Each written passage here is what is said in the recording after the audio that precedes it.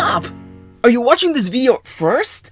This is the companion video to our spoilerless reaction to episode 2 of Happy Sugar Life, titled... Second Life, Shio's MistreKirin. Thank you. Sorry, I'm trying to read my notes. If you want to go watch that, spoilerless, so you actually find out about the show before you watch it, there's a link to it in the description down below, and also there'll be a thing at the end. But we're about to jump into the spoiler zone and spoil everything about episode 2 of Happy Sugar Life. At the count of 3, 2, 1! Spoilers. Still can't read this note, so. Okay, what is it? Which one is it? The second one. Appearance. No. Arranges?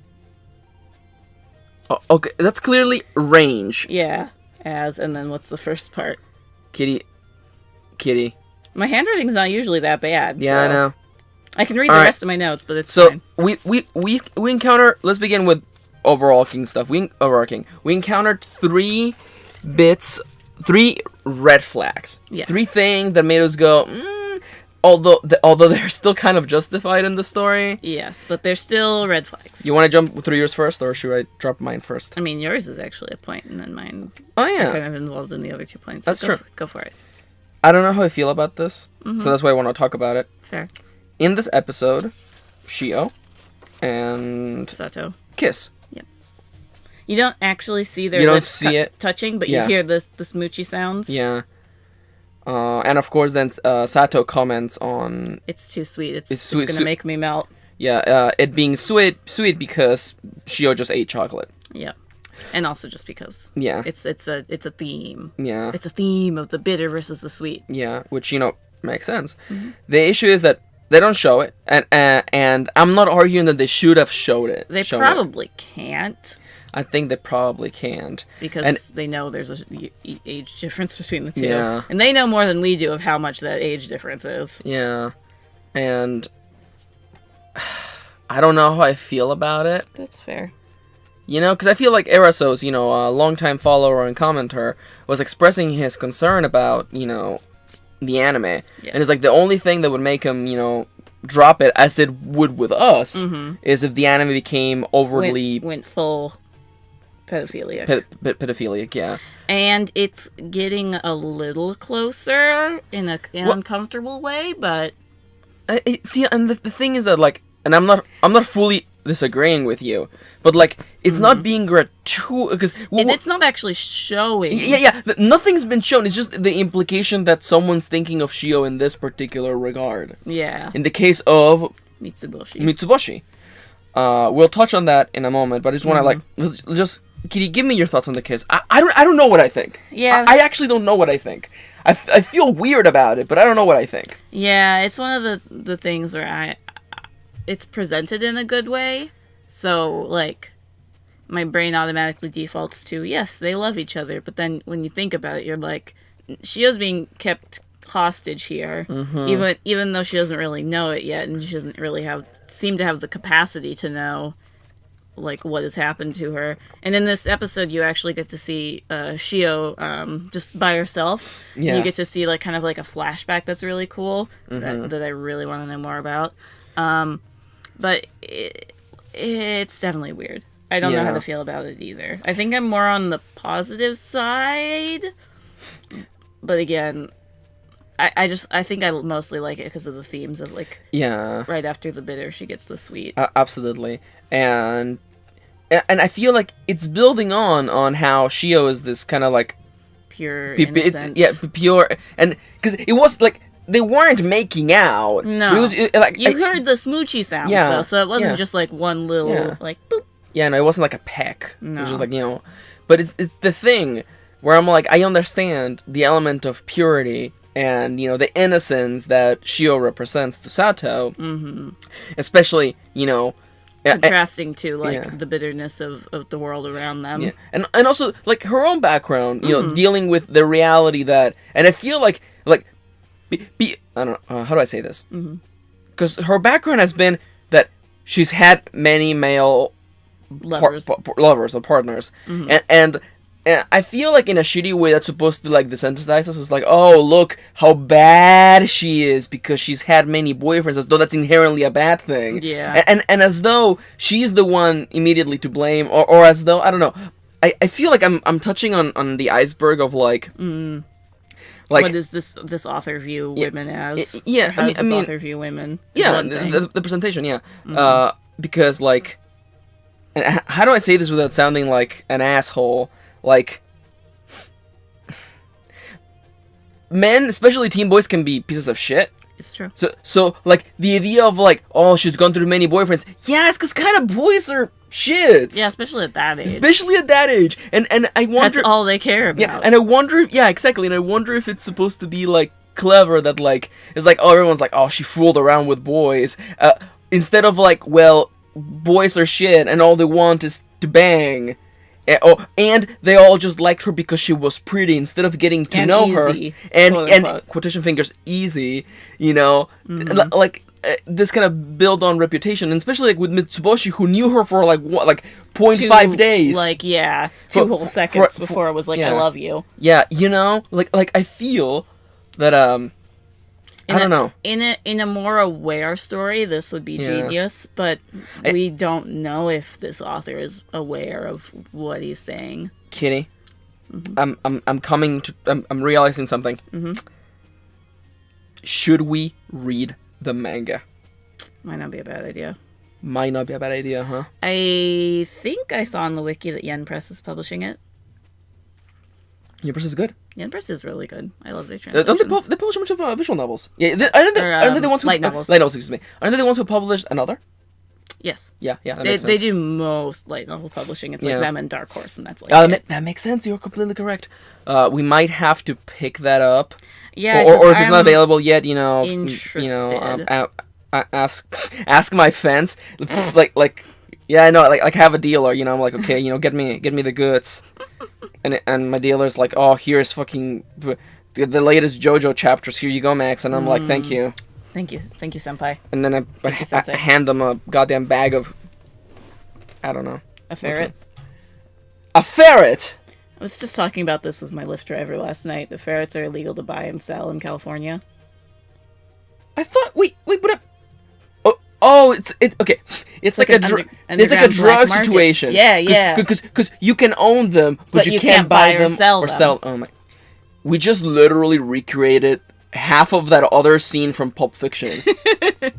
Cool, the 2 scenes that I should watch. Well, okay, because that scene is between freaking Samuel L. Jackson and John Travolta in the car, being 2 assassins, which is really funny for Kitty, but don't worry about it. And like the first half is about Samuel L. Jackson having been in, what's the capital of Germany? Berlin. No. That's not the one. No, I don't know. Being in some sort of... Listen, I forget. It's not Berlin. It's fucking Amsterdam. He went to Amsterdam. That's Netherlands. Yeah, where like, you know, freaking weed was legal and a bunch of other drugs. But and he was explaining to John Travolta how like it's... Or maybe it was John Travolta to Samuel L. Jackson. Yeah, it was John Travolta to Samuel L. Jackson. Being all like, yeah, no, like, you can smoke it, you can go to parlors to smoke, but you can't buy it or sell it. And this is sort of thing. And then the second half of that conversation is the joke about, you know, what do you call it, you know, a freaking quarter pounder with cheese in France. And you don't call it a quarter pounder because they have the freaking metric system. Fair. They call it a Royale with cheese. Fair. Yeah. Oh my god. We're trading illegal things for other illegal things. Yeah, welcome back to Intrusive Thoughts with Dango Duo. If you think that that's not how it works, like, sometimes I feel like it's like our minds have multiple locks. Yeah. And if I'll have to say second Phoenix Wright game. Yeah, all I have to say is just say the word glad. Glad press and seal. Yeah, exactly. Don't be mad. Be glad. Be glad. Press and seal. You know. All you have to say is wake up, and I'm like, the moment I wake up, before I put on my makeup. It's exactly like the second. Is that actually how it works? No, not real. Well, in the second Phoenix Wright game, you like interrogate people, and they have locks keeping the truth away. Except it's like locks keeping intrusive thoughts away. That's funny. For us, at least. Wow, is the gameplay different between the Phoenix Wright games? Like Courtroom is the same. Investigation is a little different. Oh, that makes sense. Yeah, I was wondering like how much the gameplay changed. Until the Miles Edgeworth game where you can actually move around in the space. Oh, weird. Also, you can totally tell that we're trying to divert away from the conversation of the kiss between the 2 girls, because what the fuck did it mean? What does it all mean, I wonder? I wonder what does it all mean, I wonder. Again, That was an intrusive thought. You say wonder, and my brain goes, what does it all mean, I wonder? Fucking, I can't believe I played that game. You motherfucker. Fucking, I can't believe. Hey, did I tell you the story about how I got that game for free at Target? Was it like a price error thing? No, the person scanned it. Or forgot to scan it? I don't know. But at the end, it's but yeah, it was back in the day when you bought games, PC games physically. I know, it's silly. It's silly. It's fine. The fucking guy charged me for everything, and I'm like, he's like, yeah, it comes up to 6 something something, and I'm looking at my pile of things, and I'm like, swipe card. But okay. The guy looked super done. I bet he was just like, ugh, I don't care. Like, whatever, I missed one. Who cares? And then I'm like walking through the little thing. I'm like, I sure hope it doesn't beep. Because when they look at my receipt, they'll see. Yep. It's fine. It's one of those things, like, as a more grown adult, we would go back and be like, hey, you didn't charge me for this. Yeah. But as a kid, you're like, or as a... Oh, absolutely not. Commit crimes all the time. Get away with them. You can get away with it because you don't know. Kitty, what am I supposed to do with all these cages full of ferrets? Trade for goods and illegal fan subs of your favorite anime that's not getting subbed in the U.S. Like all the Precure and all the Aikatsu never come to the U.S. Trade them for ferrets. I can't believe or gerbils. What about Backstreet Girls, Kitty? Can we get some subs? No, I don't want that. I know. We tried to find it. No, we didn't. And then we watched the trailer and we're like, oh yeah, you know what? How about no? How about we'll never watch this? Anyway. So the kiss out of the way. Kitty, talk about your 2 red flags. So my 2 red flags. We need to talk about the small red flag first because in this episode we get introduced to another figure in Sato's life, the teacher of some sort. And right away you're like, if you're me, male teachers in a female-based story. They're always the bad guys. Always. And guess what? This guy's a fucking creep. He ends up stalking her. She confronts him because she's like, I already had a stalker once before. I'm tired of this shit. And I actually want to bring up that she actually had she has a rape alarm attached to her little backpack. It looks like a little cupcake. So I actually like that because it showed just how forward thinking she was. Resourceful. And she actually just turned it on, and then the guy freaking just creepy. Yeah. As you would. Again, Sato being very sensible. Yeah. And I like that during that scene where he's confronting her and being like, oh, I can do whatever I want to you because I'm a teacher and whatever. She gets the feeling of like, this is so bitter, bitter, yeah, bye. And then she goes home to Sato or to Shio, and we get that kiss, and then she goes, "It's sweet. It's so sweet. My heart could melt." Which actually can loop all the way back around to the candy that's inside of the jar. Yeah. It being sweet. It being so sweet because like the candy that's inside the jar. I don't know if we explained this very well last time or at all. But they're little sugar candies was what they're called, or star candies. I forget, but they're literally just made of sugar. They're just colored sugar. That's it. So they're considered like super sweet. My mom, I once got her some and she was like, I really like these, and so I would go out of my way to try to get her more. It was very cute. So Sato comes up with the plan to get this teacher to kind of get off her back, but also use him since he seems to be interested in her. And she sees that he has, some power. So she goes to his house in the morning. His house where he has a wife and a kid. Of course. Which, of course he is, because he's a sleazy sleazeball. Yeah. And she does a very, rational, irrational thing, which is it's a weird thing, but, it makes sense in her brain, even though it would make no sense if you did it in real life. She's stripping a little bit, giving him a little boob, while the wife is coming out to be like, oh, your student is here. Oh, she must be so nice. She's so studious and stuff. And the dude is obviously freaking out because his wife doesn't know that he's exactly a fucking creep bag. Yeah. So she kind of uses that to lure him into another place where they can talk privately. She then basically uses her own. I don't want to say feminine wiles, but she uses the little leverage she has with him. Yeah, to manipulate him. To manipulate him into doing her bidding. Yeah. So the red flag that occurs from the scene is that she kind of pushes him down because he's freaking out because she's obviously a little crazy at this point and he knows it. She steps on his dick, and at first I'm like, nice girl, step on his dick. But then you see his face and he likes it, and I'm like, please stop stepping on his dick. That's a little gross. I wonder at that point if I mean, she must have noticed. Yeah. But I wonder if... Because the whole thing with this guy is that he likes being on the edge. He likes being about to be caught. And that's his quirk. Yeah. It's not his quirk, but kink. Yeah. His kink. No, that's his quirk. Welcome to this My Hero Academia. Yeah, Boku no Hero Academia. What's your power? Oh, I just love it when people step on my dick. Fair. Yep. Oh, Deku, man, I can't believe that's what his power turned out to be. Okay, listen. All right, so like I wonder because. And I don't want to say that I've known people who are like this, but I may or may not have known people who are like do dangerous things not because they like doing dangerous things, but because they like to be just on that edge. To like have the fear of being caught, but never actually being caught, because then you would face the consequences of your action. Exactly. Yeah. And I think in their brain they feel like they're getting it for free. It's like oh man, like I'm getting away with so much stuff. Exactly. So I'm not justifying it because it was a little gratuitous. It's a little creepy. Yeah. Because they like zoom up to his face and he's like, yeah, he's enjoying himself. Yeah, and you get his inner narration about that it feels good. Yeah. And a part of me, I wonder, because like, I wonder if she's gonna. I mean, because she uses him to dispose of the bodies. That we haven't clarified this. She uses him to. I think they're using the school's incinerator to dispose of the bodies. And because he clearly knows. Noticed because disposing of a body is really hard, as I found out when I was Googling information. Totally related to this episode. Absolutely, FBI man listening in. Wink. And.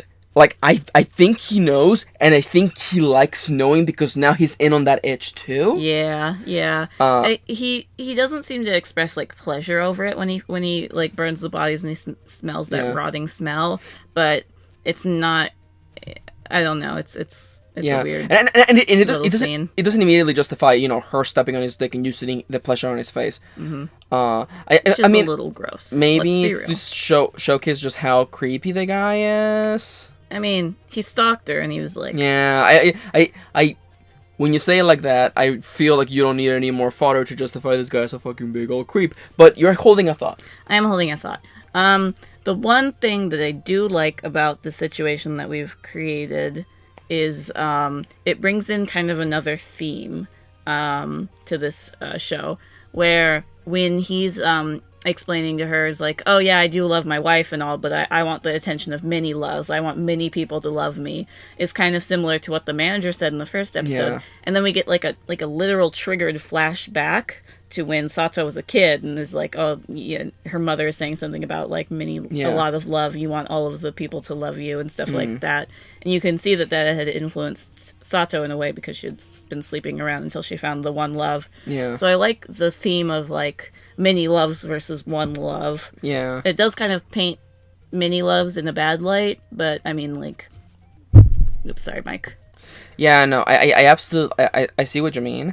And, again, it's the thing where, like, this feels sound. Because we're not going full-on Illuminati looking for patterns and everything. No.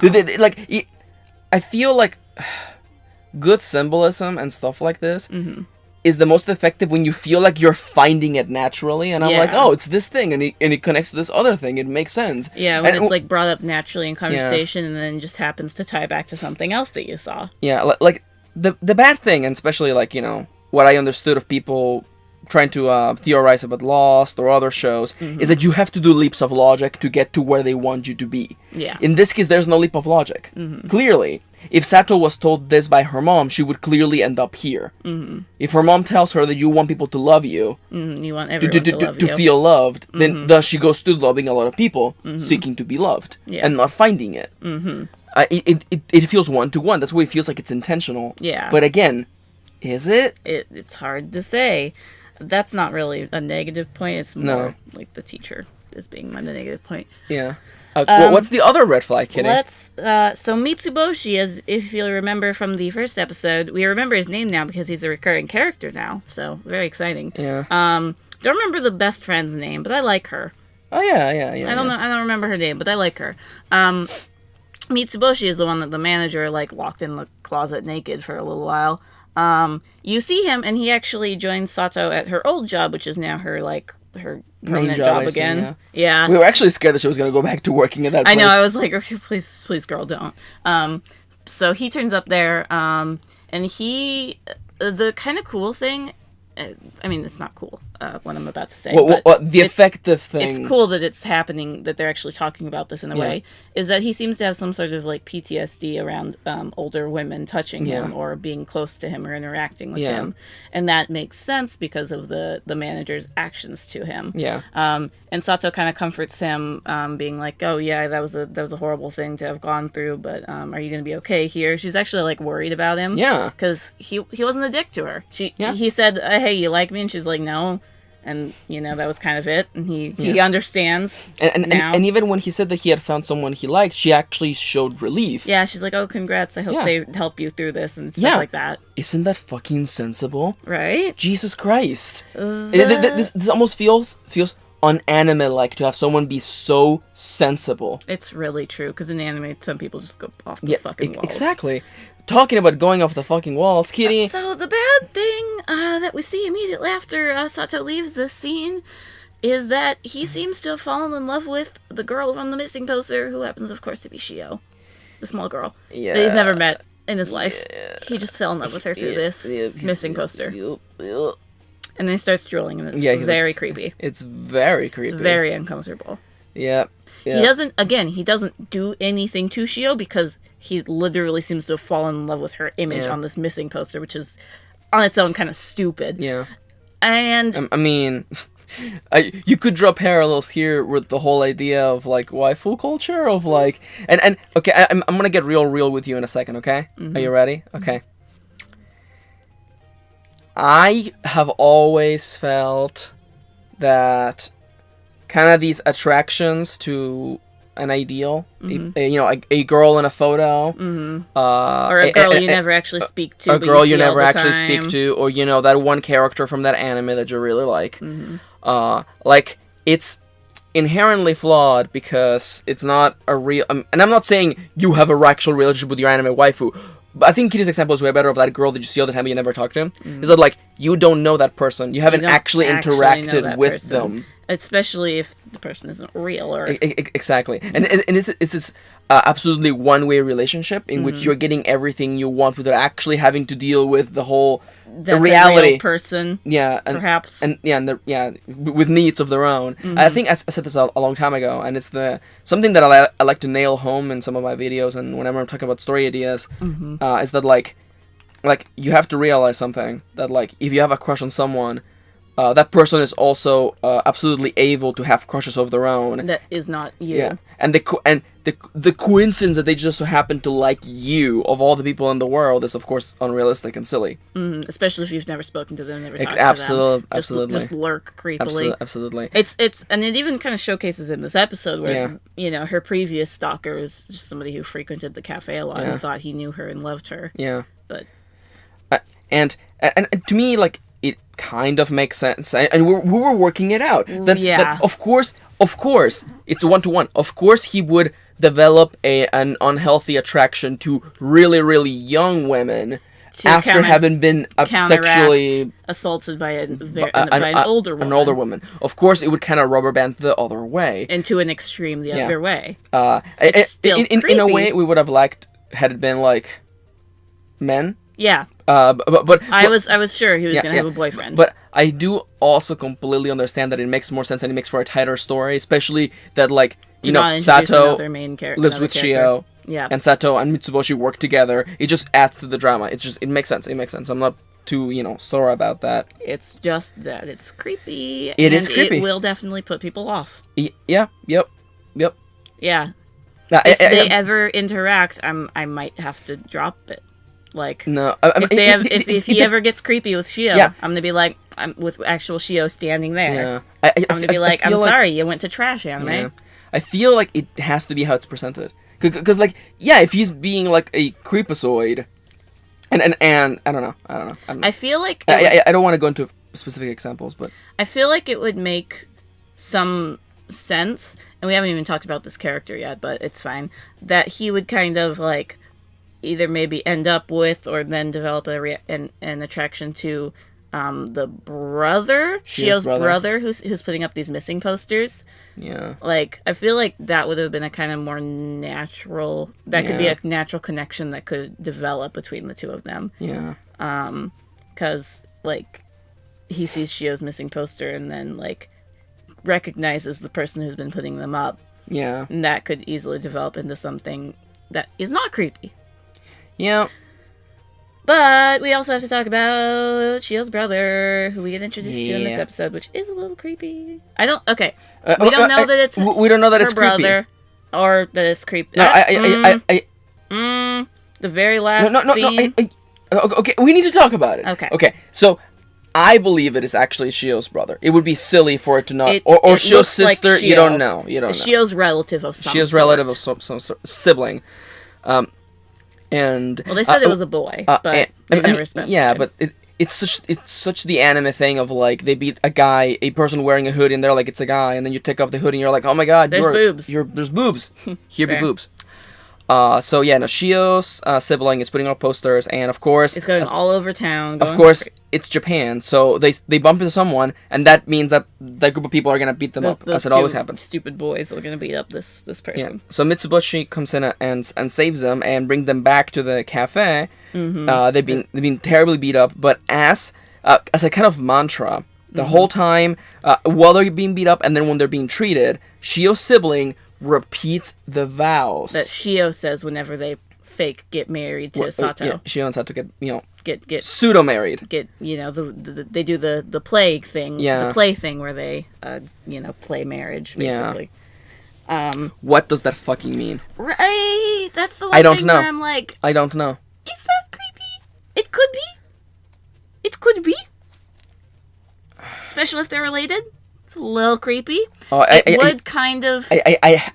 just now, I'm sorry, please finish your thought. It would kind of make sense if that's the kind of family that Shio lives in, that Shio doesn't question, just like this other person has come into her life and is like now the person that she loves. Like, if that's the kind of household she lives in, maybe that's not like a completely irrational thing of like Shio being like, yeah, whatever, my family, whatever, forget about my family. I love you now. I just realized that, like, it feels so Japanese, the idea of marrying your little sister. Oh, God. It's one thing. No. I mean, that's probably the biggest red flag, and we didn't even think about it. Oh, I just thought about it. Yeah, we didn't even think about it. But, Japan. No, I'm trying to find another way, but that's 1-to-1. That's 1-to-1. It's a little... Okay, my 51% chance of this being trash just jumped up to 60. It's 60% chance of it being trash. Yeah. Okay. It won't immediately be trash because it has this.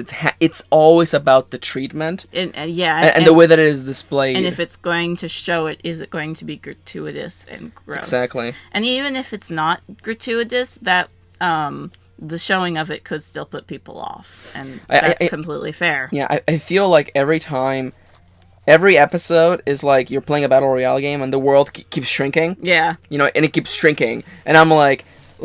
Episode 2 shrank that circle, and then like there's a bunch of people who like are gone. They're like, fuck this anime, which is fair. Yeah. Like that's one of the things. Like it's hard to get across in the non-spoiler videos, but in the spoiler videos we actually get to talk about this.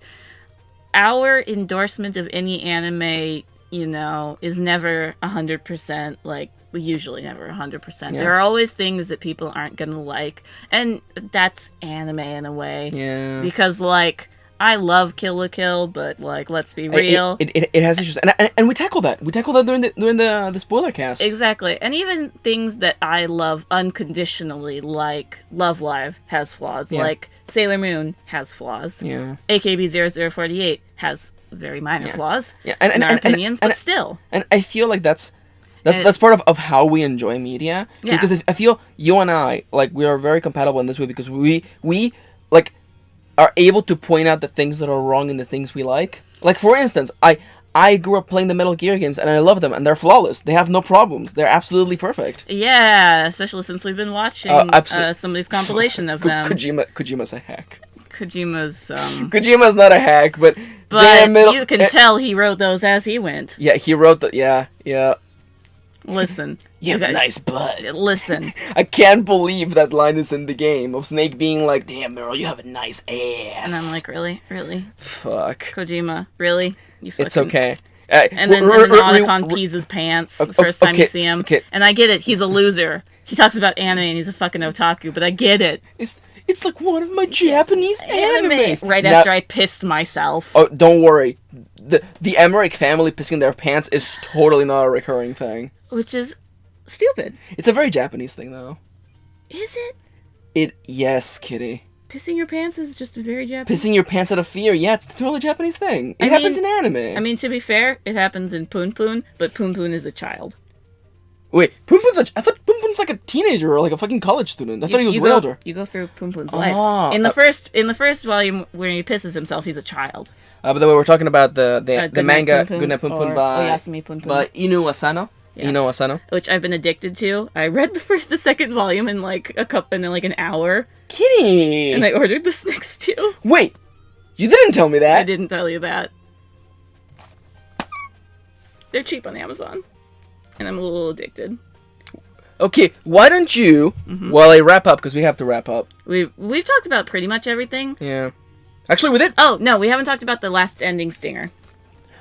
What's the last ending stinger? It's, so Mitsuboshi leaves the room after, bringing Shio's sibling in. Oh, yeah. The last little cliffhanger is that Sato realizes, looks at Shio's sibling, saying the vows, and has a small freak out, and she decides to... Because, like, that's her and Shio's thing, not allowed to be with anyone else. And she, of course, connected the dots because that person had all the missing posters, and clearly she had been given a missing poster before in another scene, and she saw that person. She decides to grab a crowbar. She kind of freaks out, like, backs into something, and then the crowbar comes out of the closet or whatever. Yeah, and she races the crowbar, and we cut to black. And we cut to the ending.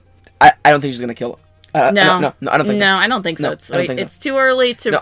I say it's too early to resort to murder after we've already killed what's probably her aunt, uncle, and cousin. We didn't talk about that, but we believe that apartment belonged to her aunt, uncle, and cousin, cousins, maybe, because there's 3 body bags. Or aunt and cousins, I don't know. Yeah. No, Kitty, we're gonna keep on charging boldly. Yeah. We must. The show must go on. Somewhat boldly, somewhat tentatively, hesitantly stepping our feet into the water. Into the minefield, right? You're not wrong. You know, like it's the war out there. Okay. Other lines from Metal Gear. Yeah. War changes a man. Do you believe love can bloom on the battlefield? There we go. Shio. Do you believe love can bloom on the battlefield? No. Not with that voice. Okay, you know, David Hayter. Can I just say that, like, I love you so much for giving Metal Gear a chance. Well, just for doing it, for actually, watching along. It's been fun rewatching them with you. Yeah. We're watching the Kefka production Metal Gear movies. They're really good. Yeah, they're really good. No, they're really nicely done, and like the later ones get really good. Like that guy improves over the years. Yeah, I liked his like ones of the MSX home computer. Yeah, they were fun little the first couple of games. At this point, you know more about the MGS lore than most people do. Yeah, because we actually watched those old ass games. You actually know what Zanzibar Land is. Kind of. It's a place. It's a place, yeah. You know about Oilix. That comes back. I do know about Oilix. Fucking Oilix. It's so stupid. While I'm gonna do the outro, blue copy for the fucking Happy Sugar Life is manga is up. Oh, good idea. Yeah. That's what you were gonna tell me to do on Amazon. Yeah. So hey guys, thank you for listening. I thought you were gonna uninstall Amazon for me, and I'm like, that's fair. You're so bad. I want to smack you again. You're so bad. You promised you would tell me when you bought things. I did. I mean, it's your money, but still. The only thing that's coming up is the anime. For Amazon, at least. What? Let me go to Yen Press. Yeah. So, hey guys, thank you for tagging along. We're Dango Duo. As always, we will be back. Keep tagging along. There will be a new reaction. Actually, I don't know. We have anime reactions going up on Saturday and Sunday and Friday every single week. We may get back to doing unboxings on Wednesday. It all depends. It might be Tuesday now. I don't know. We'll see. We'll try. LPs. LPs are finishing and starting. New stuff, exciting new stuff is happening, so tag along. Thank you for watching. We have Twitter accounts on the screen right now. We sure do. Amazon wishlist. You can buy us, whatever's on there, and we'll make a video on it. It's the easiest way to directly get us to do something. As always, the easiest way to bribe us is just to bribe us. Is just do it.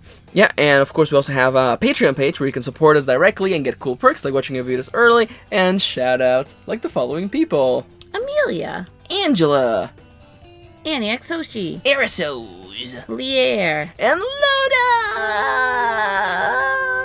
Team Rocket shoots off at the speed of light. Prepare waves, prepare to fight. Meow, that's right.